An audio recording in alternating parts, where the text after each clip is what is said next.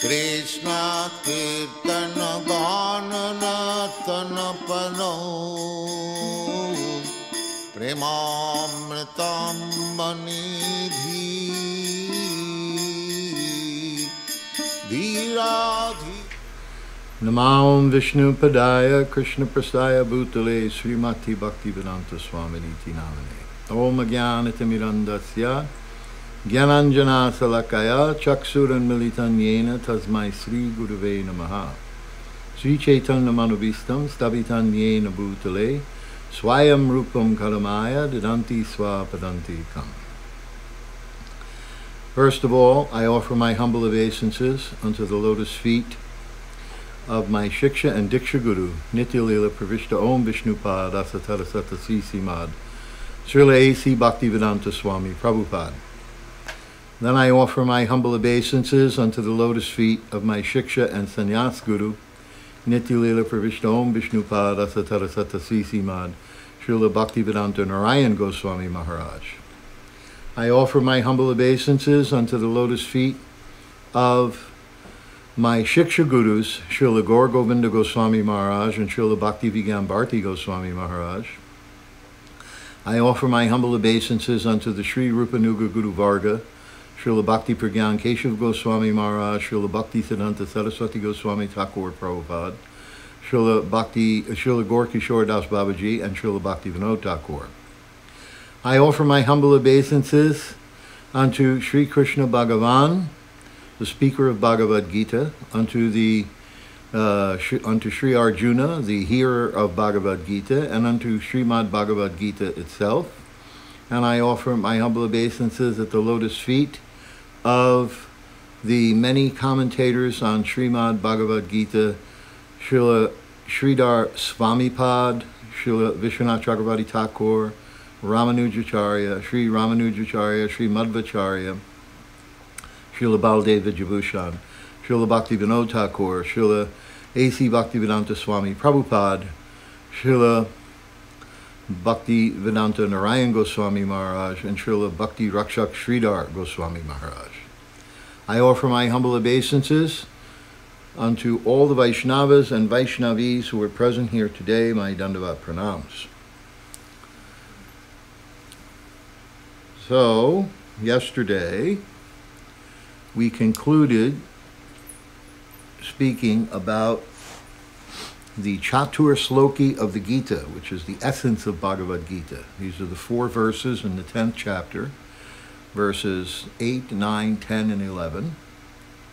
We read the commentaries and discussed the major Siddhantic points that were given by Srila Prabhupada, Srila Bhakti Rakshak Sridhar Maharaj, Srila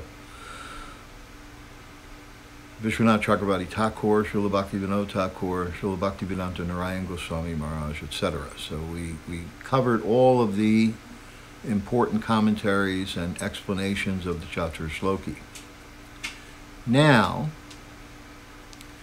we're going to read 4 verses of praise by Sri Arjuna of Lord Sri Krishna, and then we are going to hear the 9th question of Arjuna, which is driving the narrative of Bhagavad Gita through the 16 questions and Krishna's answers. So up to this point, at the end of the Chatur Shloki, Krishna has answered all the questions that Arjuna has asked him in 8, 1, and 2, which is the 8th question. And now, in 10:16, he will ask the next question, based on what he's been hearing from Sri Krishna up to this point. But before he does that, he is going to glorify Krishna in a most wonderful way. Now, after hearing this Chatur Shloki, Arjuna says, Padam Brahma, Padam Dhamma, Povitram Paramam Bhavam, Purusham Shashvatam Divyam, Adidevam Ajam Vibhum,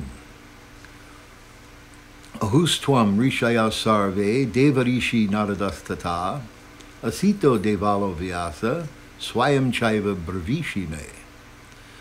Arjuna said, you are the Supreme Brahman, the ultimate, the supreme abode and purifier, the absolute truth, and the eternal divine person. You are the primal God, transcendental and original, and you are the unborn and all-pervading beauty. All the great sages, such as Narada, Asita, Devala, and Vyasa, proclaim this of you, and now you yourself are declaring it to me. So this is verses 12 and 13. And each word is full of very powerful state. Padam Brahma, you are the Supreme Brahman. All spiritual essences within you. Padam Dhamma, you are the supreme sustenance, the supreme maintenance, the supreme abode. Povitram, the supreme pure. Paramam Bhavam, the supreme rest. There's no place where we can rest that is superior to you. You are Purusham, the supreme person. Shashvatam Divyam, you are a transcendental, eternally divine and original person. Adideva, you are the original God, and you are Ajam, unborn. You have no beginning and no end. You are original. And you have all-pervading beauty, Vibhum. Now, not only are you declaring this, Swayam Chaiva Bravishime, but Ahushwam Rishaya Sarve, all the rishis declare this about you, including Deva Rishi Narda, who is the god amongst the Deva Rishi means that he is the god amongst the rishis. Deva Rishi Narda, Deva Rishi Naradas Tata. He also says this about you. Not only he, but Asita, Devala, and Vyasa. Vyasadev, Asita, and Devala, they are great sages. Asita is one of the 7 sages that live on the 7 planets that are around the pole star in the major, what is it, Ursa Major, the Big Dipper. So, in this way, all of the great rishis have declared this of you, and now you yourself are declaring who you are. So I totally accept this. He's going to say that in the next verse. He's going to say, O Krishna, I totally accept as truth all that you have told me. Neither the gods nor demons, O Lord, know thy personality. Indeed, you alone know yourself by your own potencies, O origin of all, Lord of all beings, God of gods, O supreme person, Lord of the universe. So in this way, he's glorifying Krishna, the supreme personality of Godhead, and speaking about his wonderful glories. And you see that he is not presenting this as his own personal realization. He's saying that all the rishis, the acharyas, the authorities of Vedic literature, like Narada, Vyasa, who wrote the book, and who is the disciple of Narada, and Asita, who is one of the 7 great rishis, Sapta rishis of the 7 major planets around the pole star, and also Devala, who is also a very important rishi in the lineage of rishis.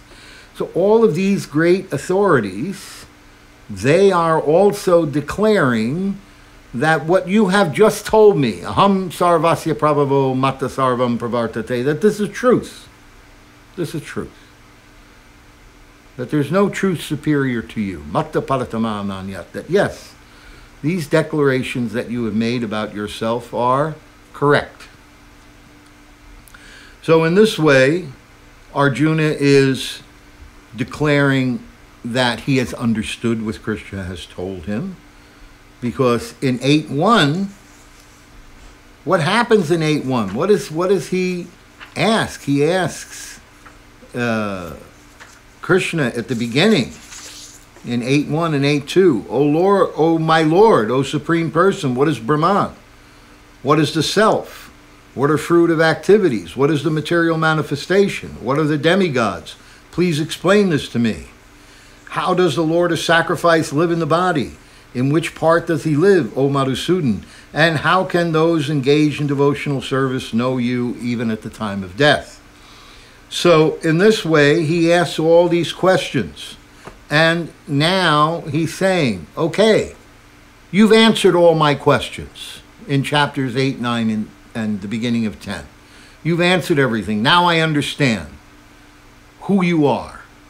You are the Supreme Brahman. You are the Supreme Abode, the Supreme Rest, the Supreme Pure, the Supreme Person, unborn, undying, original, transcendental, full of all spiritual beauty and opulence.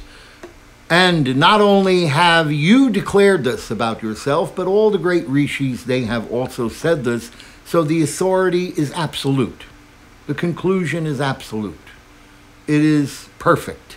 There is no question about these statements. We believe them completely.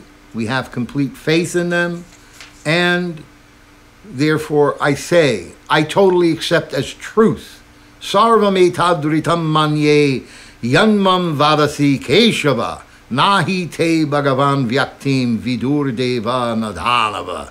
Not even the gods or demons know you, O Lord. They cannot know your actual personality. And I totally accept of truth everything that you have told me.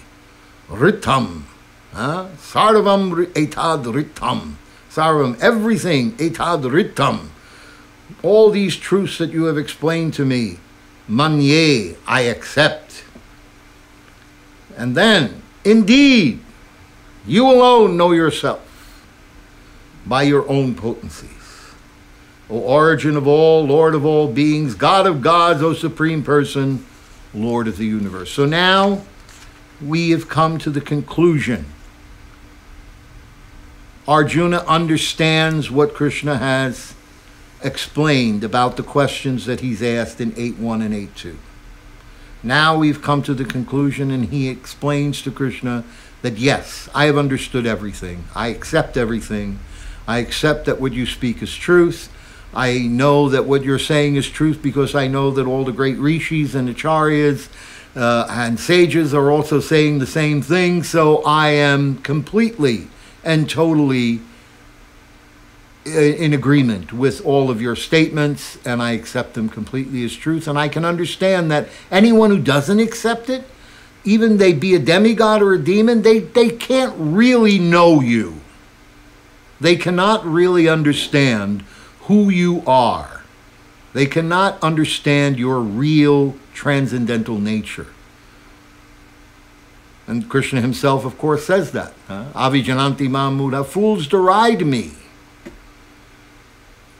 They know not. Now, Arjuna is going to ask the next question, and this is a question which sets up what's going to happen in the 11th and 12th chapter. This is an important setup question. Please tell me, Vaktam arhasya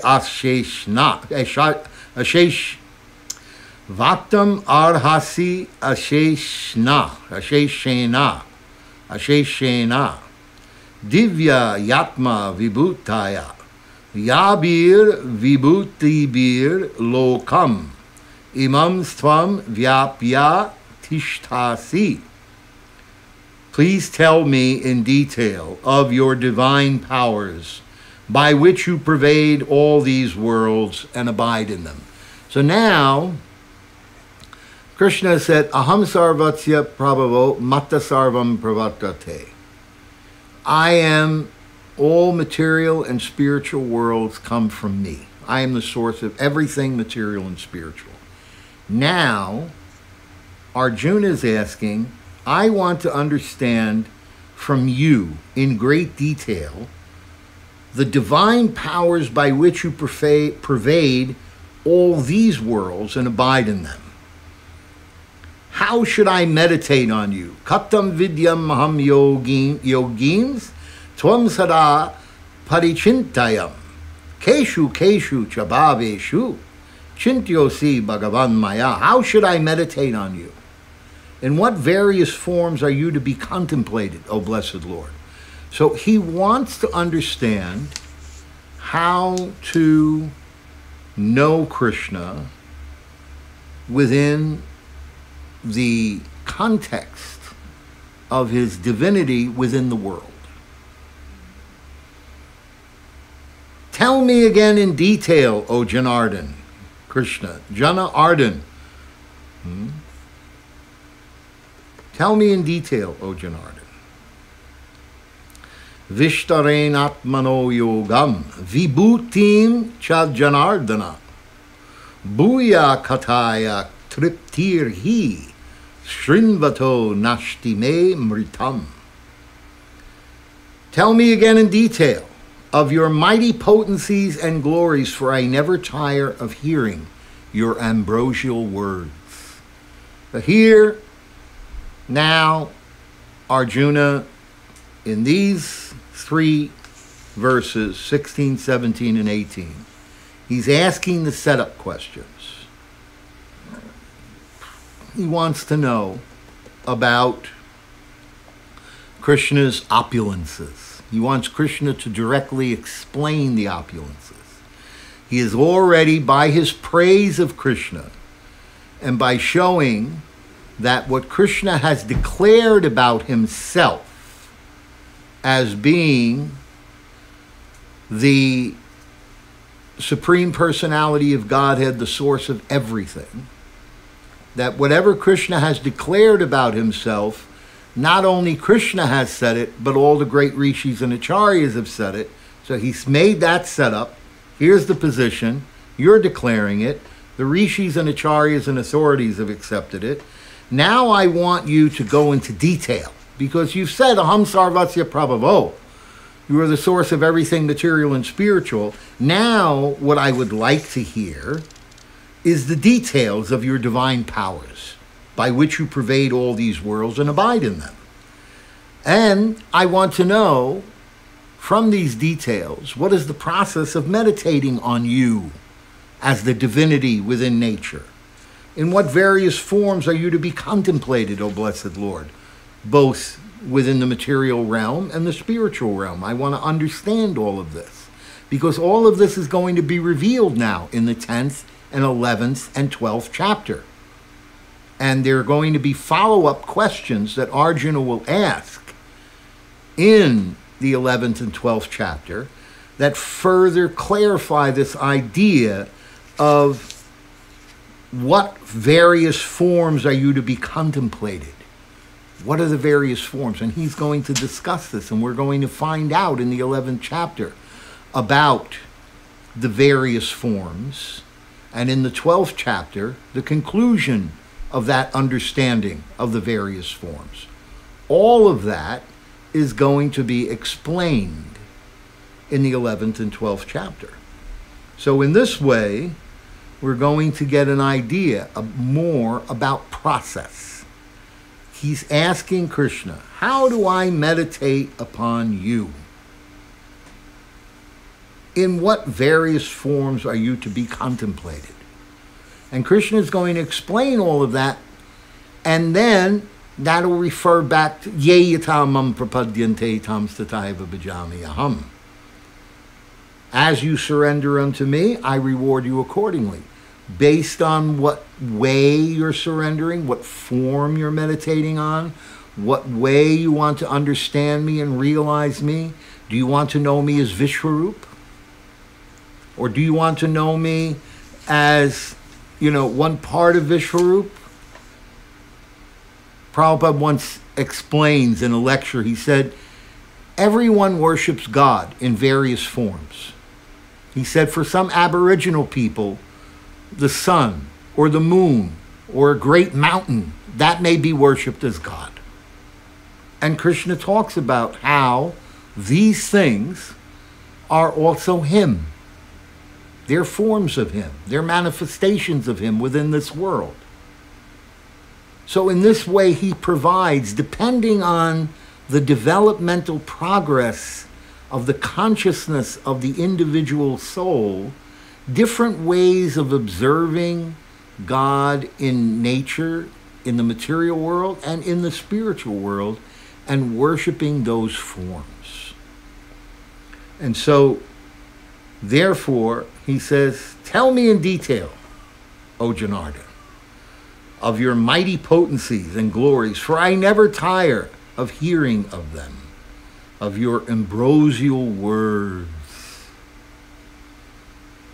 And Srila Prabhupada, in his purport, quotes a verse from Sutta Goswami. A similar statement was made to Sutta Goswami by the rishis of Naimisharanya, headed by Shonaka. Vayam tu na vitripyama utama shloka vikrame yach trinvatam rasa jnanam swadu swadu pade pade. Rasa jnanam, knowledge with taste, with rasa, with juice. One can never be satiated, even though one continuously hears the transcendental pastimes of Krishna, who is glorified by Vedic hymns. Those who have entered into a transcendental relationship with Krishna relish in every step. Svadu, svadu, pade, pade.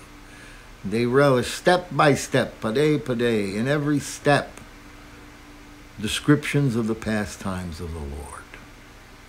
Thus, Arjuna is interested to hear about Krishna, specifically how he remains as the all-pervading Supreme Lord. So the emphasis right now is understanding this Paramatma feature of the Lord, how he is everywhere through his universal form, his Vishwarup, and his Paramatma feature. This is what he's asking for, and Prabhupada is saying it right here, specifically how he remains as the all-pervading Supreme Lord. And then he says, as far as Amritam, because at the end of the verse, it's Srinvato Nashtime Amritam. As far as Amritam, nectar, is concerned, any narration or statement concerning Krishna is just like nectar. And this nectar can be perceived by practical experience. Modern stories, fiction, and histories are different from the transcendental pastimes of the Lord, and that one will tire of hearing mundane stories. But one never tires of hearing about Krishna. It is for this reason only that the history of the whole universe is replete with the references to the pastimes of the incarnations of Godhead. For instance, the Puranas are histories of bygone ages that relate the pastimes of the various incarnations of the Lord. In this way, the reading matter remains forever fresh, despite repeated readings. And so this is, Prabhupada is explaining, it's Amritam, it's nectar. It's nectar. Why? Because Krishna is Navayovanam Cha. He's the ever-fresh, eternal youth. Because the pastimes are eternal. Transcendental. So now that Krishna, Arjuna, has made these statements, now he's made the setup. Okay, here's the setup. Now we're going to hear about the glories of your all-pervasive form as Vishwarup and Paramatma, four-armed Vishnu, within this material universe. And then in the 11th chapter, he's going to ask him to display it. And then in the 12th, he's going to ask him another question about his different manifestations. And in this way, it's going to become clear who is the Supreme Personality of Godhead. All of this is leading to the point of establishing the two-armed form of Krishna in Vrindavan as the Supreme Personality of Godhead. That's what the entire conversation is bringing us to, this crescendo. This is the narrative that is being driven by the questions of Arjuna, in order to answer all the questions that may be in the minds of future readers and persons who are studying this Bhagavad Gita.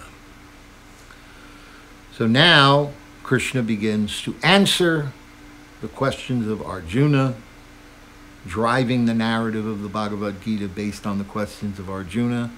We are in the second half of the 6 chapters on Bhakti Yoga. We finished the first half, 7, 8, 9.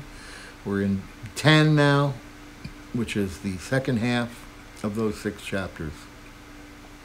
We've passed the essence of Gita, the 9th chapter, last verse, Manmana Bhava Mad Bhakto Madhyajimam Namaskaru, and verses 8 through 11, the Chatur Shloki of the essence of the Gita.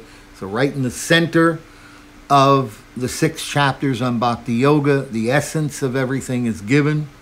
Srila Sridhar Maharaj has cast a light on how we can understand the highest essence of those 4 verses in terms of Madhurya Ras, specifically Upapati, Paramour Ras, and most specifically Radhadasyam, service to the lotus feet of Srimati Radharani. He establishes all of that in his commentary on the different words that are given in the Chatur Shloki of the Gita. Now, we will see in this 19th verse how Krishna begins to answer the question of Arjuna, talking about his divine manifestations within this material universe, this all-pervading feature of the Supreme Lord, as Srila Prabhupada points out in the purport, that this is what Arjuna is specifically asking for. Sri Bhagavan Uvacha Hantate Khatayishyami Divya Yatma Vibhutaya Pradhan Yatha Kuru Shreshta Nastyanto Vistarasya Me. The Blessed Lord said, yes, I will tell you of my splendorous manifestations, but only of those which are prominent, O Arjuna, for my opulence is limitless. It is said by some sages and some authorities on Srimad Bhagavatam and the Puranas that Anantashesh has millions of heads, and that each one of his heads is holding up one of the various universes that have been expressed from the body of Mahavishnu. And with each mouth of the millions of heads of Anantashesh, he is reciting various glories of the Supreme Personality of Godhead, different than the other mouths. So that millions of mouths are describing zillions and zillions of different glories of the Lord, and this goes on continuously, day and night. And we're talking not about our day and night, we're talking about the day and night of Brahma, which is 16 billion years. This is going on, and there's no end. It's limitless. So therefore, Krishna says, I'm going to give you something, a little something, so you can understand. I'm going to tell you what's prominent, because my opulence is limitless. So then he begins. I am the Self, O Gudakesh, seated in the hearts of all creatures. I am the beginning, the middle, and the end of all beings, the Alpha and the Omega. Of the Adityas, I am Vishnu. Of lights, I am the radiant sun. I am Marichi of the Maruts, and among the stars, I am the moon. Of the Vedas, I am the Samaveda. Of the demigods, I am Indra. Of the senses, I am the mind. And in living beings, I am the living force, knowledge. Of all the Rudras, this is, there's 12 Rudras, Dwadasa Rudra, or 11 Rudras. 11 Rudras, there's 11 Rudras. Ekadasa Rudra. Of all the Rudras, I am Shiva. Of the Yakshas and Rakshasas, I am the Lord of Wealth, Kuvera. Of the Vasus, I am fire, Agni. And of the mountains, I am Meru. It's an interesting story about dimensional consciousness, which I will tell you.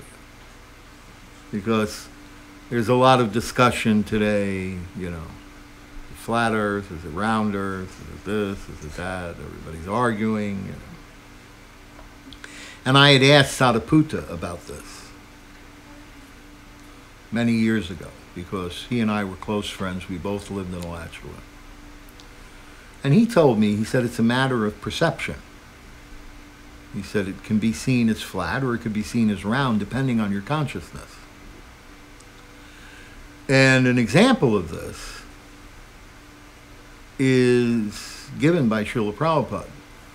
It's an actual true story.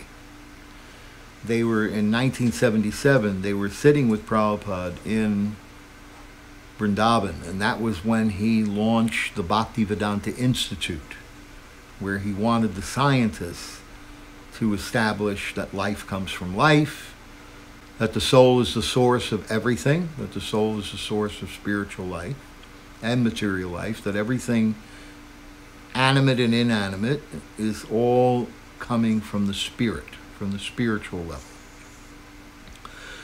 And the 5th canto was being transcribed at that time. Srila Prabhupada had made the tapes, and they were transcribing the 5th canto.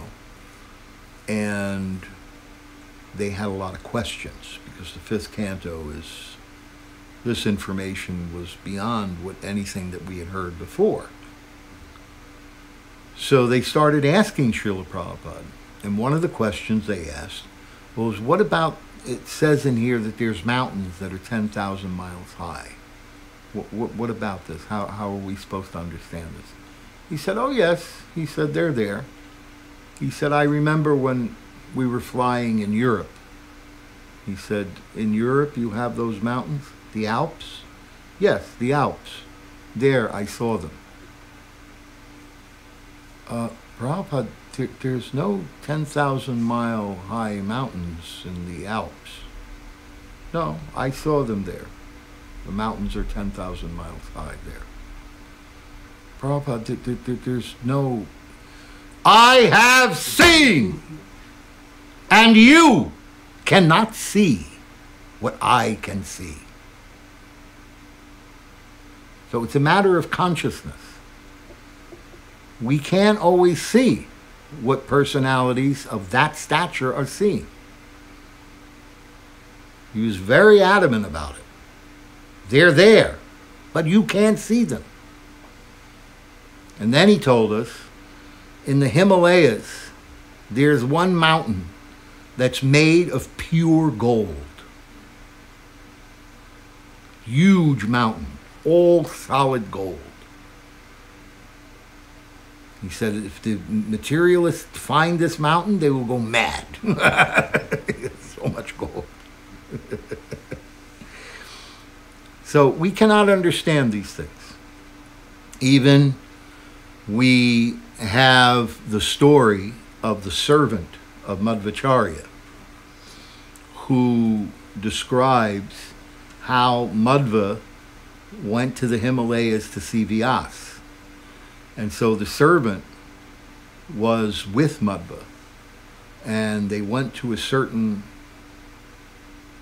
mountaintop, and they got, only so far together by foot, walking in the regular manner. And then the servant was told by Madhva, he said, you can't follow me any further. I'm going to see Vyasadeva, and he's in a dimension that you can't enter. And so the servant said, well, I'll try to follow you. He said, you won't be able to follow me. And then he describes in his diary how Madhvacharya was taking steps. Each step, he went from one mountaintop to the other mountaintop to the other mountaintop, just extending his leg, going from mountaintop to mountaintop to mountaintop to mountaintop, until he disappeared from view.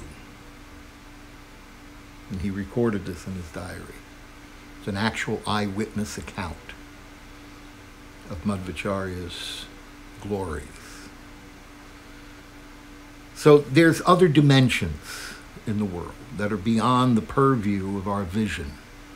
They can be seen by personalities who have complete spiritual consciousness and understand all of the underlying dimensions that exist within the different levels of the universe and in the spiritual world. So, when Mount Meru is this huge mountain, of mountains I am Meru. He doesn't even say the Himalayas, he says Meru. The Meru, you read it, and Meru is thousands of miles high and a huge mountain. Prabhupada said he saw this mountain. So it's there. We cannot always see. O priest of priests, he says, of priests. Krishna is continuing to talk about his glories. Of priests, O Arjuna, know me to be the chief Brihaspati. Brihaspati is the chief priest of Indra, the Lord of Heaven, and he's his guru, and he's the one who conducts all the spiritual ceremonies in heaven, the Vedic ceremonies. And so here Krishna says, of priests know me to be the chief, Brihaspati, the Lord of devotion. Brihaspati is devoted. And Brihaspati represents the planet Jupiter, which is a planet of divinity, okay? There's some of the planets in Vedic astrology are considered divine. Some of them are considered benefics, and some of them are considered malefics. So the benefics are Jupiter, Moon, and Venus. And the malefics are considered Mars, Saturn, and the Sun. Believe it or not, considered a malefic because it can burn everything up. And Mercury is the gender-neutral planet. See? So in the Vedas, we have everything. Okay. Of generals, I am Skanda. Skanda is the son of Lord Shiva, Kartikeya, and he is the Lord of War. And of bodies of water, I am the ocean. I'm pretty sure Skanda is Kartikeya. I may be wrong. Of the great sages, I am Bhrigu. Yes, Skanda. As Indra is the chief of all kings, Skanda, the son of Parvati and Lord Shiva, which is Kartikeya, is the chief of all military commanders. Yes. Of the great sages, I am Bhrigu. And why he says of the great sages, I am Bhrigu? Because what Bhrigu does is he calculates everybody's astrology chart from the beginning of the day of Brahma till the end of the day of Brahma. So he knows what everybody's going to do for the whole history of the whole universe. For the whole day of Brahma, he knows what everybody's going to do. And there's a place in Punjab called Hoshiarpur. And in that place, they have a big room, a building, where there's mountains of texts in ancient Sanskrit. And in each page of the text, there's another astrological chart. And I had my reading done there. They found my chart. Bhrigu did my chart. They found my chart, and I went there, and they gave me a reading, and they told me about who I am, and why I came here, and where I'm going. And I also had a reading done. There's another person who has the Bhrigu Samhita in code in Orissa. And so, depending on the question that you ask, it was very interesting. You ask a question, he reads every third word, or every seventh word, or every second word, or every 10th word. It's all like an anagram, you know, all these mathematical calculations. And he answers all your questions based on, and there's, you know, millions of stories by reading the different combinations of words. Something as a mathematician you'd be very interested in if you knew Sanskrit. Okay. So, Brigu, great sages, I am Brigu. Why? Because Brigu knows everybody's life, past, present, and future. Of vibrations, I am the transcendental Om. Of sacrifices, I am the chanting of the holy names, Japa. So there's so many different yagyas and sacrifices that one can perform. But this sacrifice of the chanting of the holy name, especially in Kali Yuga, this is the supreme sacrifice, the best of all. It is Krishna. And of immovable things, I am the Himalayas. Of all trees, I am the holy fig tree. This is very interesting because the fig tree is also considered holy in Christianity and Judaism. And so in this way, we see a link between the different religious traditions in what they consider holy. And amongst sages and demigods, I am Narda. Of the singers of the gods, Gandharvas, I am Chitarata. So the Gandharvas are the ones who sing the glories of Krishna and the pastimes of Krishna and of the histories of the universe. They sing all of these things. And they're beautiful singers. They have beautiful, beautiful voices. And they are a vast, there's a whole planet of the Gandharvas called Gandharva Loka, and everybody there sings. I'm assuming that, if you're a great singer and you die, you go to Gandharva Loka, because that's where all the singers are. So, amongst them, there's somebody named Chitarata, and he's considered the best of all the Gandharva singers. And amongst perfected beings, I am the sage Kapila. Now, Kapila is the son of Kardama and Devahuti, and he is an actual avatar, an Angsha of Krishna, and he is the one who teaches the science of Sankhya Yoga. It's in the 3rd canto of the Bhagavatam. Of horses, know me as Uchaishrava, who rose out of the ocean, born of the elixir of immortality. Of lordly elephants, I am Airavata, and among men, I am the monarch. So, we know the story about how the demigods and the demons took Anantashesh, and they were churning the ocean of milk. The Mount Meru was on the back of Kurma, Krishna in the form of Kurma in the ocean of milk.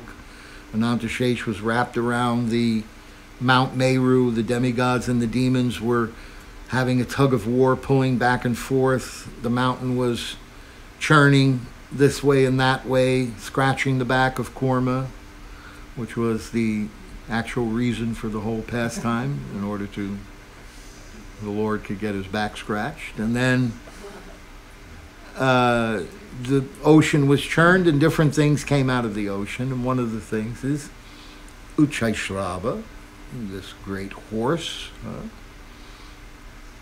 and another animal produced from the nectar was the elephant named Airavata. So because these two animals were produced from the ocean of nectar, they have special significance and they represent Krishna, Prabhupada's purport here. And amongst human beings, the monarch. The monarch, why? Because the monarch is supposed to represent God. The guru represents God, but the monarch also represents God. Why? Because the monarch only does, a real monarch, a real Vedic monarch, will do what is advised by the Brahmins. The Brahmins are the mouth of the Lord. They speak for God. And they are the personalities who understand Brahman, or the spiritual nature. And they understand how to guide the monarch to make decisions which are beneficial to all human beings. And they will help humanity to make progress. And Vedic monarchs, we often hear about, kings are despots, and kings are this, and kings are that, and there's so many complaints against kings. But the Vedic kings in India, although there was certainly a number of despots, there was many, many great kings who did wonderful things. For instance, the British government, which took over control of India as a colony, allowed the kings to manage their own kingdoms because they had a queen, Queen Victoria. And so the kings that were managing their own kingdoms, what they did was they protected Vedic culture. The British would not interfere with what the kings were doing in their own kingdoms.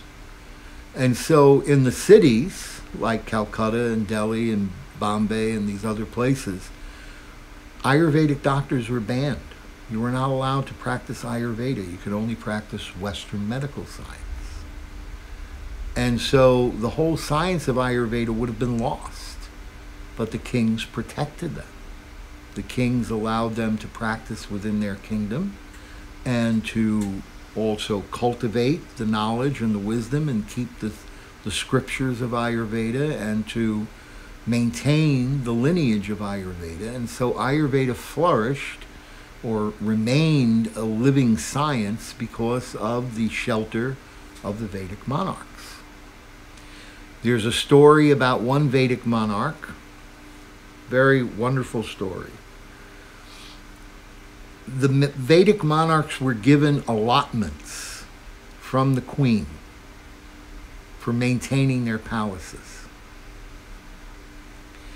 So this one Vedic monarch, he took it very seriously that he had to take care of all the people that were under his kingdom.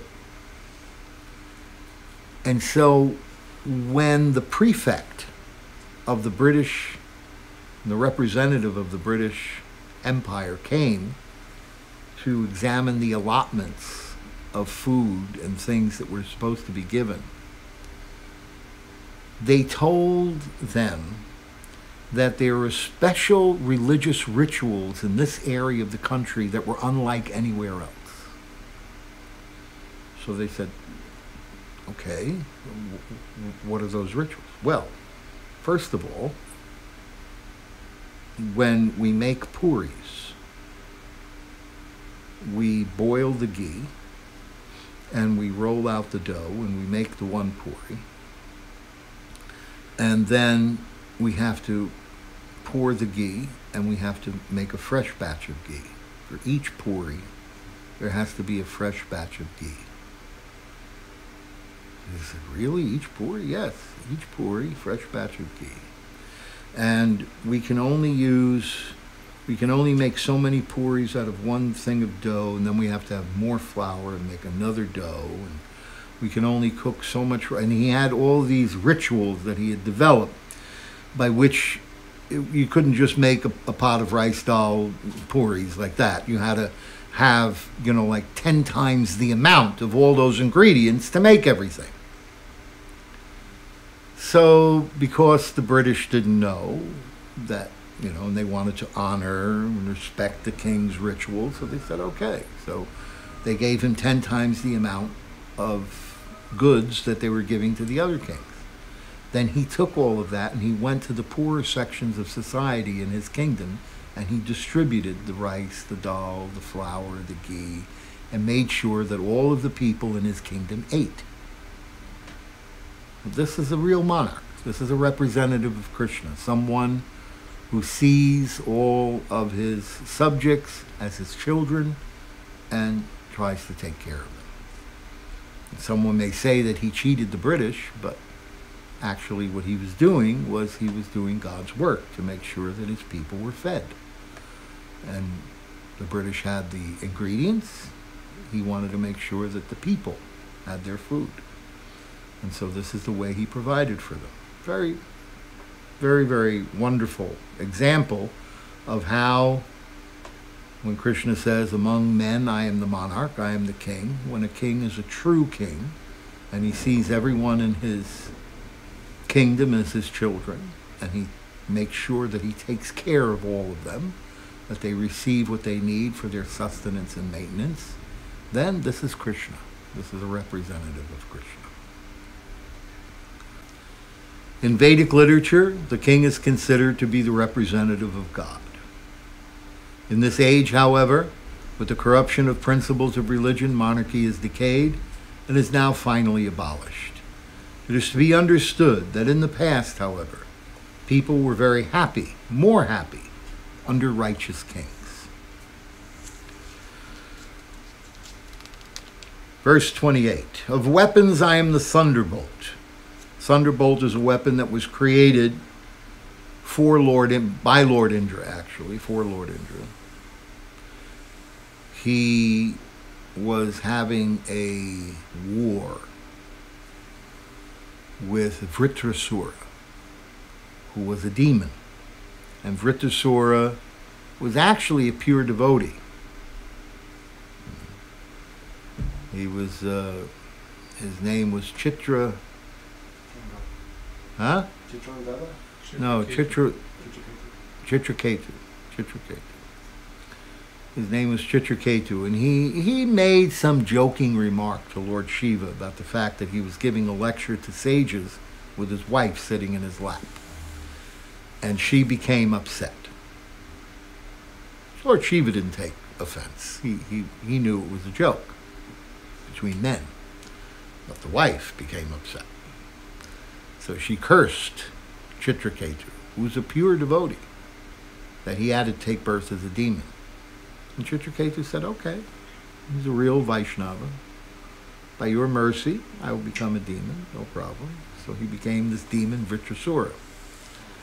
So Vritrasura was conquering the whole universe, and Indra had to defeat him. And so Vishnu told him, you go to Dadichi and ask him for his bones. And then with those bones, you bring him to Vishwakarma, and he'll make this weapon, the thunderbolt weapon. So this lightning that you see is the Vrajra.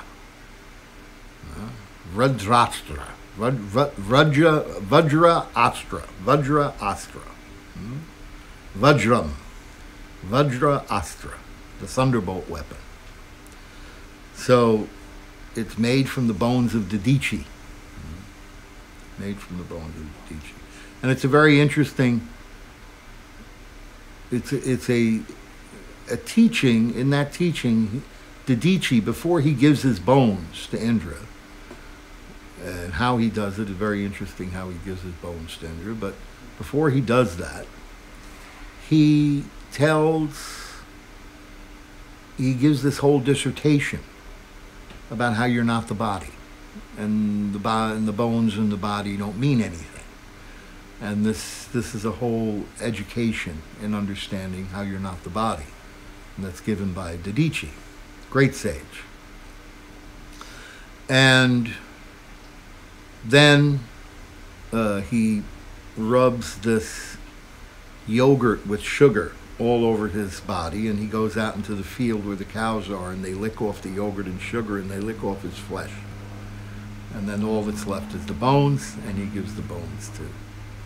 The bones are taken by Indra, and Vishwakarma takes those, because Dadichi did tapasya for thousands of years, and his bones had all this power in it, all this mystic power, all this Shakti.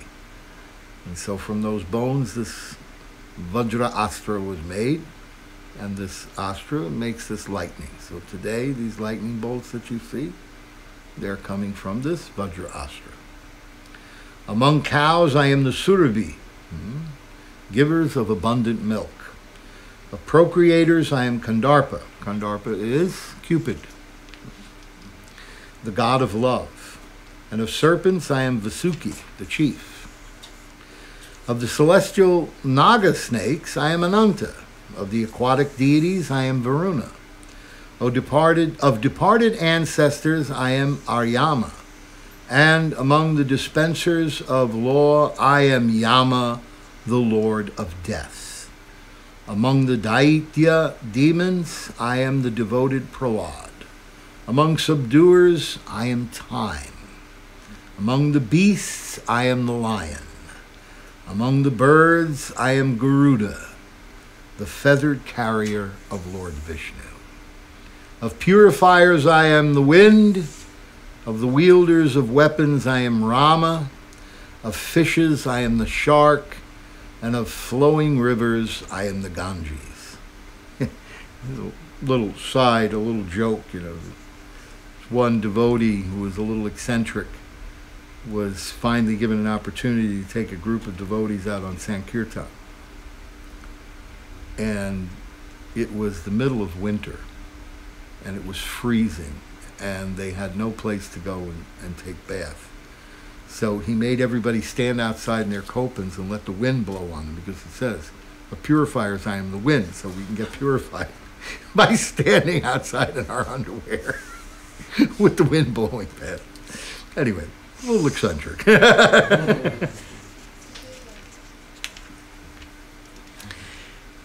Of wielders of weapons I am Rama. Rama was the master of all different weapons.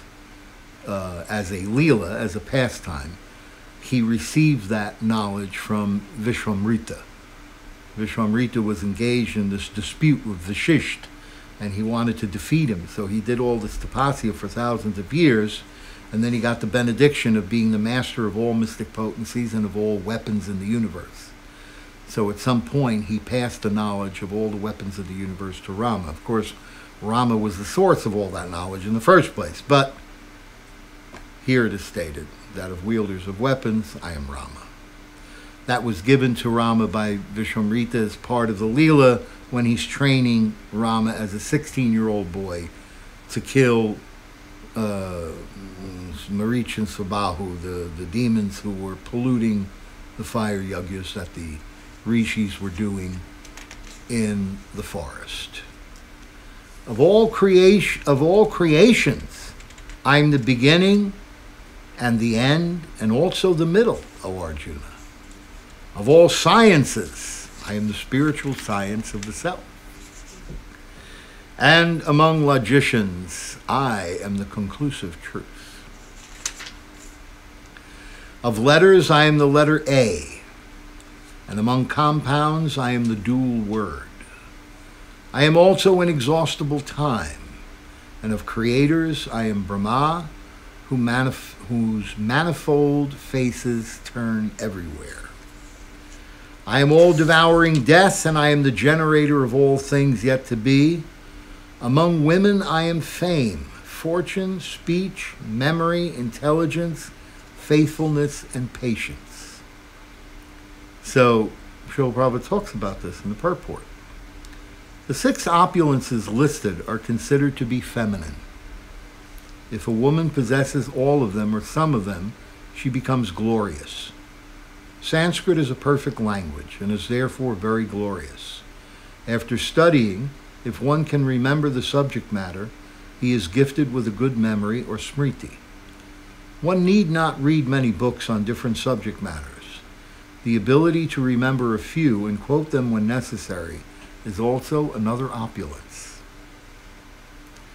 So, all these things, I am fame, fortune, speech, memory, intelligence, faithfulness, and patience, they are feminine qualities.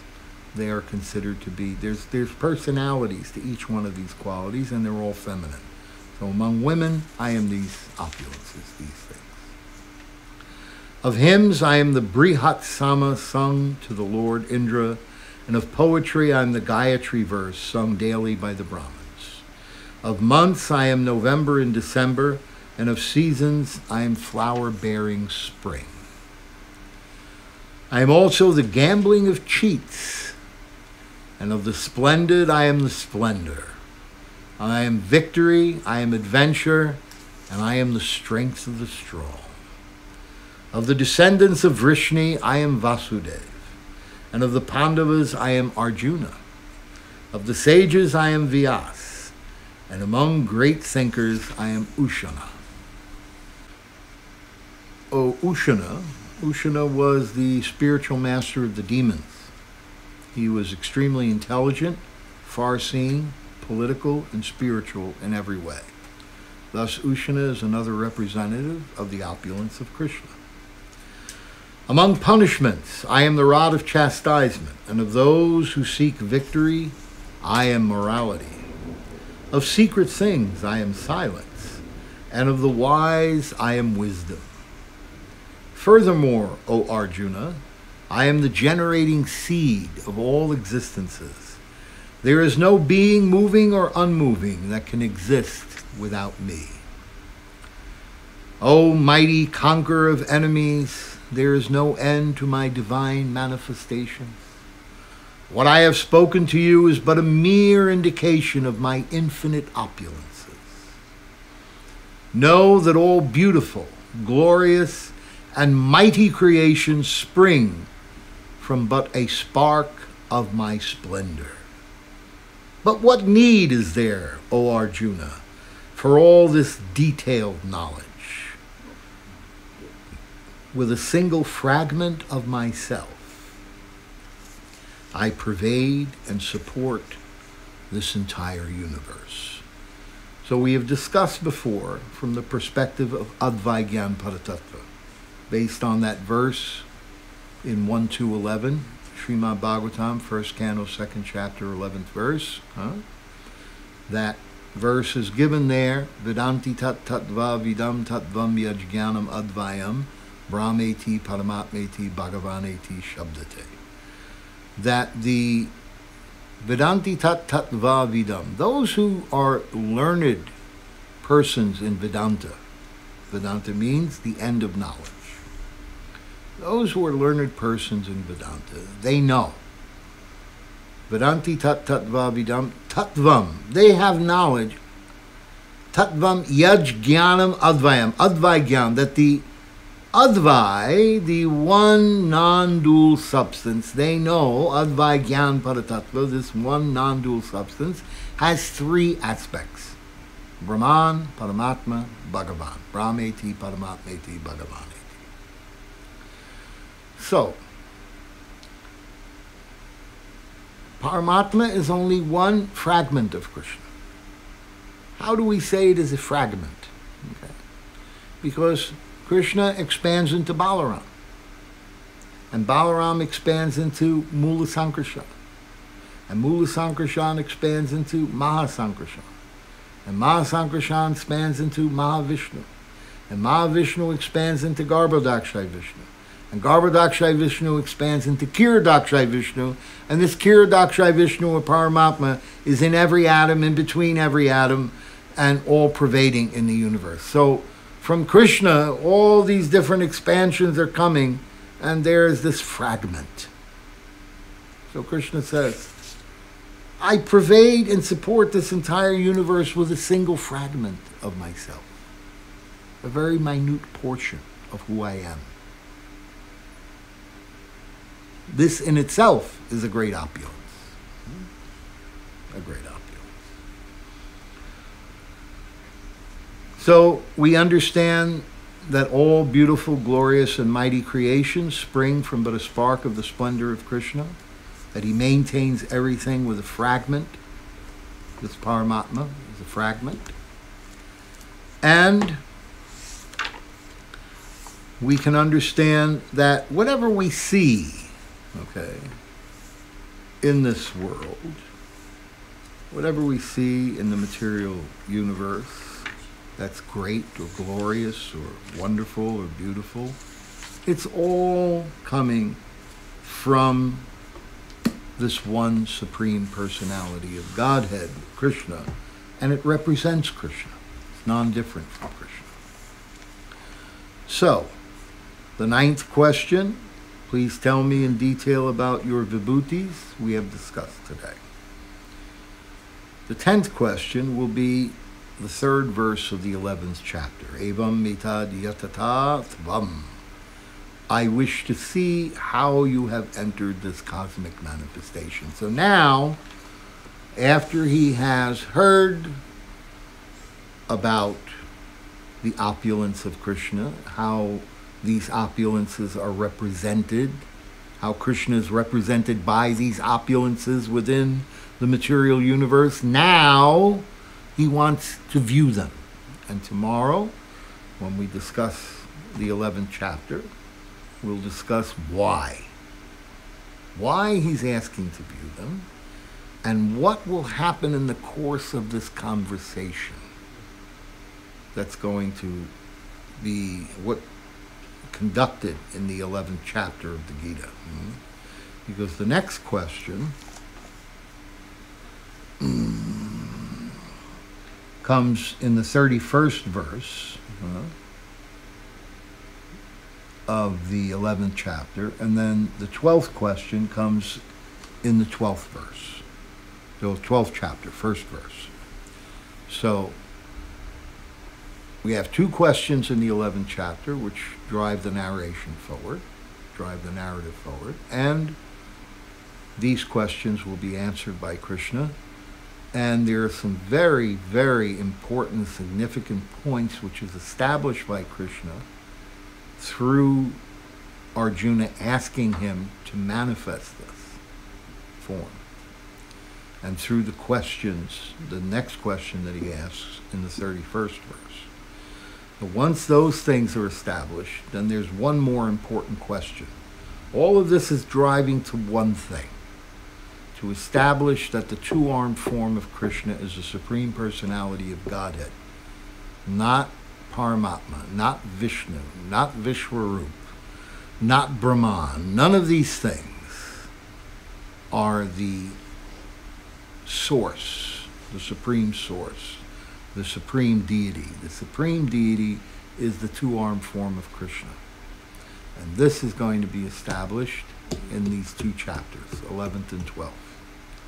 And once that's established, then starting in verse number 6, 7, and 8, he will explain Raga Bhakti in the 12th chapter. 6, 7, and 8 of the 12th chapter.